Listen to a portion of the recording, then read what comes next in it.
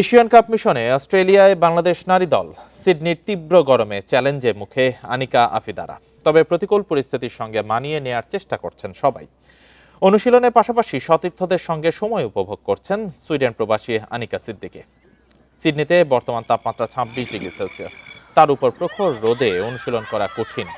শীতপ্রধান ইউরোপে বেড়ে ওঠা আনিকার জন্য চ্যালেঞ্জ আরও বেশি। তবে প্রতিকূল পরিস্থিতিতেও অনুশীলনে মনোযোগ ধরে রাখছেন ফুটবলাররা। বুধবার একমাত্র প্রস্তুতি ম্যাচে ওয়েস্টার্ন সিডনি ওয়ান্ডার্স এফসির মুখোমুখি হবে বাংলাদেশ। ভ্যালেন্টাইন স্পোর্টস মাঠে খেলা শুরু হবে বিকেল 4টায়। পরদিন এএফসি নির্ধারিত অফিসিয়াল হোটেলে উঠবে আফিদা আনিকারা।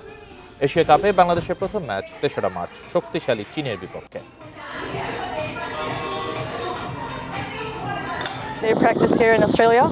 এখানে প্রচুর গরম, তবে আমরা মানিয়ে নিচ্ছি।